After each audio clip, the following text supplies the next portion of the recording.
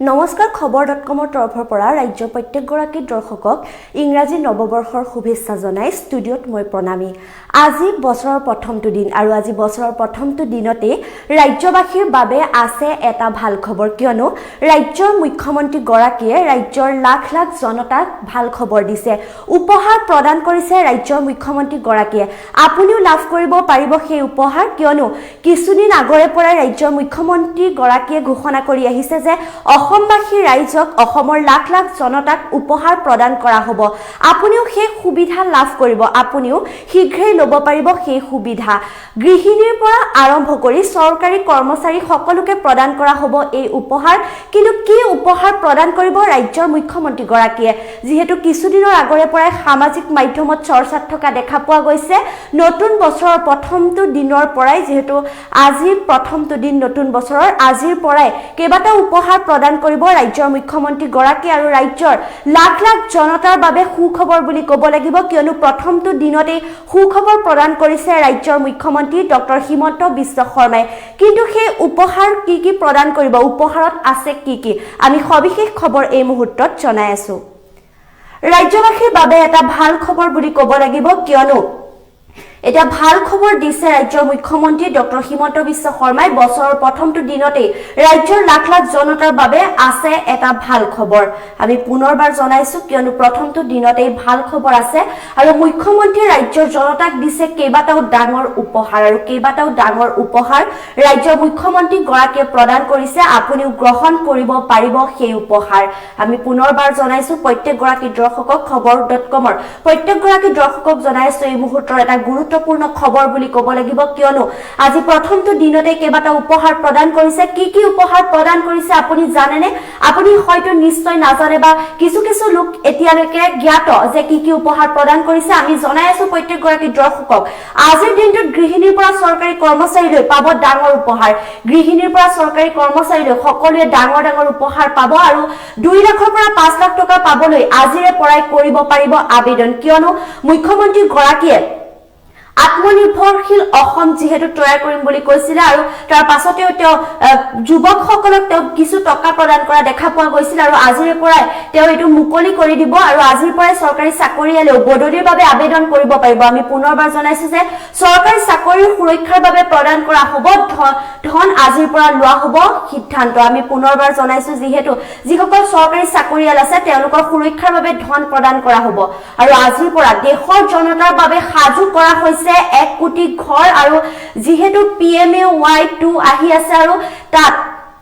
1 কোটি ঘৰ প্ৰদান কৰা হ'ব, আৰু ৰাজ্যৰ বহু লোকে লাভ কৰিব এই ঘৰ। ৰাজ্যৰ বিভিন্ন লোকে এই ঘৰ লাভ কৰিব, কিয়নো দেশত যিহেতু 1 কোটি ঘৰ ইতিমধ্যে সাজু কৰি তোলা হৈছে, আৰু ৰাজ্যৰ বহু লাখ লাখ লোকে এই ঘৰ লাভ কৰিব, এই ঘৰ লাভৰ সুবিধা পাব। আৰু আজিৰ পৰাই দৰিদ্ৰ পৰিয়ালে লাভ কৰিব ৰেচনৰ চাউল। আজিৰ পৰা আপুনি যাব পাৰিব ৰেচনৰ চাউল সংগ্ৰহ কৰিবৰ বাবে, আজিৰ পৰা আপুনি যাব পাৰিব, আৰু মহিলাসকলেও 1ৰ পৰা 10ৰ ভিতৰত পাব অৰুণোদয় ধন। আমি পুনৰবাৰ জনাইছো এই মুহূৰ্তৰ এটা গুৰুত্বপূৰ্ণ খবৰ বুলি ক'ব লাগিব, এই মুহূৰ্তৰ এটা ডাঙৰ খবৰ বুলি ক'ব লাগিব, কিয়নো ৰাজ্যৰ মুখ্যমন্ত্ৰী গৰাকীয়ে কেইবাটাও ডাঙৰ উপহাৰ দিছে ৰাজ্যবাসীক, আৰু ৰাজ্যৰ লাখ লাখ লোকে লাভ কৰিব পাৰিব এই সুবিধা, কিয়নো বছৰৰ প্ৰথমটো দিনতে ৰাজ্যৰ লাখ লাখ জনতাৰ বাবে আছে এটা ভাল খবৰ। আৰু যিহেতু মুখ্যমন্ত্ৰীয়ে ঘোষণা কৰিছিলে যে বিভিন্ন ধৰণৰ আঁচনি আনিব 2025 চনত, বা বিভিন্ন সুবিধা প্ৰদান কৰিব, আৰু আজিৰ পৰা আৰম্ভ হৈ গৈছে, আৰু মুখ্যমন্ত্ৰীয়ে ৰাজ্যৰ জনতাক দিছে ডাঙৰ উপহাৰ, আৰু গ্ৰহণ কৰিব পাৰিব আপুনি সেই উপহাৰ। আমি পুনৰবাৰ জনাইছো এই মুহূৰ্তৰ এটা গুৰুত্বপূৰ্ণ খবৰ বুলি ক'ব লাগিব, কিয়নো বহুকেইটা সুবিধা প্ৰদান কৰিছে ৰাজ্যবাসীক, আপুনিও সেই সুবিধা গ্ৰহণ কৰিব পাৰিব।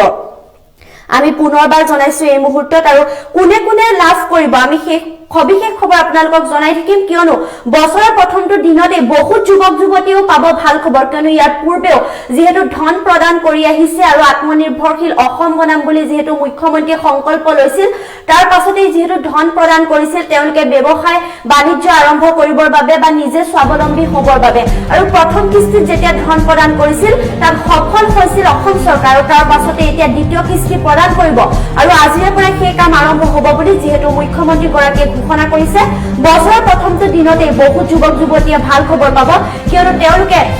এই ধন লাভ কৰাৰ বাবে আবেদন কৰিব পাৰিব। 2 লাখৰ পৰা 5 লাখ পৰ্যন্ত প্ৰদান কৰিব ধন, আৰু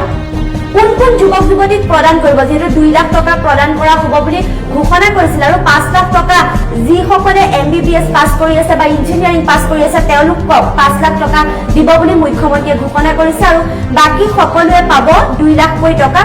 মুঠৰ পৰা যুৱক যুৱতীসকলে আবেদন কৰিব লাগিব আৰু চৰকাৰী কৰ্মচাৰী পৰিয়ালৰ ভৱিষ্যত সুৰক্ষাৰ বাবেও 1 জানুৱাৰীৰ পৰাই গ্ৰহণ কৰা হ'ব সিদ্ধান্ত কিয়নো কিছু লোকৰ এক্সিডেন্ট হোৱা দেখা পোৱা যায় বা অকালতে তেওঁলোকে মৃত্যু সাবটি লয় তেওঁলোকৰ যাতে পৰিয়াল সুৰক্ষিত হৈ থাকিব পাৰে তেওঁলোকৰ যদি পৰিয়াল আছে সুৰক্ষিত হৈ থাকিব পাৰে তেওঁলোকৰ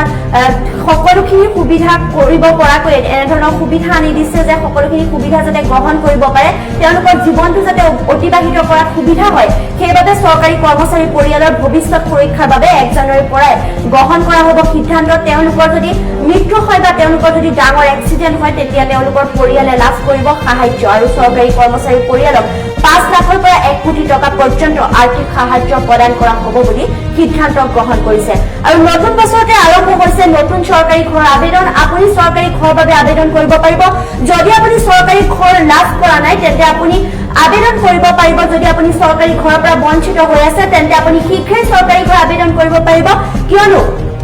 1 কোটি ঘৰ ইতিমধ্যে সাজু কৰা হৈছে প্ৰদান কৰিবৰ বাবে ইতিমধ্যে 1 কোটি ঘৰ সাজু কৰা হৈছে আমি পুনৰবাৰ জনাইছো অসমৰো লাখ লাখ লোকে যিহেতু পাব এই চৰকাৰী ঘৰ আৰু যে PMAY 2ৰ জৰিয়তে পাব এই চৰকাৰী ঘৰ আৰু 1 জানুৱাৰীৰ পৰাই ৰাজ্যৰ লাখ লাখ দৰিদ্ৰ পৰিয়ালে লাভ কৰিব ৰেচনৰ চাউল আমি পুনৰবাৰ জনাইছো মুখ্যমন্ত্ৰীয়ে ঘোষণা কৰিছে যে 1 জানুৱাৰীৰ পৰা ৰাজ্যৰ লাখ লাখ দৰিদ্ৰ পৰিয়ালে লাভ কৰিব ৰেচনৰ চাউল আপুনি ৰেচনৰ চাউলৰ পৰা যদি বঞ্চিত হৈ আছিল তেন্তে আপুনি ৰেচনৰ চাউল লাভ কৰিব আৰু ইয়াৰ লগতে যে লাখপতি বাইদেউ আশ্ৰয়ৰ কথা কৈছিল যে আত্মসহায়ক গোটৰ মহিলাসকলে লাখপতি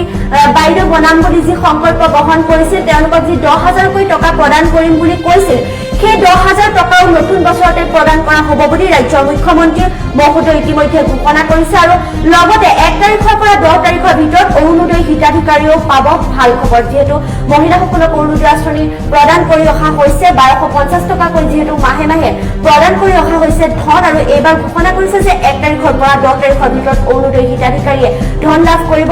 ধন লাভ কৰাৰ ক্ষেত্ৰত তেওঁলোকৰ কোনো ধৰণৰ অসুবিধা নহয় কিয়নো কেতিয়াবা 10 তাৰিখ পাৰ হৈ গলেহে তেওঁলোকে ধন লাভ কৰা দেখা পোৱা যায় বা কোনো কোনো লোকে যেহেতু ধন লাভৰ পৰা বঞ্চিত হৈ থাকে কিন্তু এইবাৰ প্ৰকৃত হিতাধিকাৰীক ধন প্ৰদান কৰা হ'ব বুলি মুখ্যমন্ত্ৰী ডক্টৰ হিমন্ত বিশ্ব শৰ্মাই ঘোষণা কৰিছে আৰু 1 তাৰিখৰ পৰা 10 তাৰিখৰ ভিতৰত অৰুণোদয় হিতাধিকাৰীয়ে যেহেতু ধন লাভ কৰিব আৰু প্ৰতিগৰাকী মহিলাৰ একাউণ্টত সোমাব 1250 টকাকৈ আমি পুনৰবাৰ জনাইছো কেইবাটাও খবৰ দিছে ৰাজ্যৰ মুখ্যমন্ত্ৰী গৰাকীয়ে অসমৰ লাখ লাখ লোকে ইতিমধ্যে সুবিধা লাভ কৰিব যুৱকসকলে সুবিধা লাভ কৰিব তেওঁলোকে পাব 2 পৰা 5 লাখ টকা ইয়াৰ উপৰিও চৰকাৰী ঘৰ পাব বা আপোনালোকে ৰেচন পাব আপোনালোকে ৰেচনৰ চাউল পাব আৰু লগতে আজিৰ পৰা মুকলি কৰা হৈছে যি মিউচুৱেল ট্ৰান্সফাৰৰ যি পৰ্টেল মুকলি কৰা হৈছে আৰু নিজৰ গৃহভূমিলৈ যদি তেওঁলোকে বদলি ল'ব বিচাৰে তেওঁলোকৰ চাকৰি যদি বদলিকৰণ কৰিব বিচাৰে তেন্তে আজিৰ পৰা পৰ্টেল মুকলি হৈছে আবেদন কৰিব পাৰিব আৰু বহুকেইটা খবৰ আহি পৰিছে আমি আপোনালোকক সবিশেষ খবৰ জনাই থাকিম চাই থাকিব খবৰ.com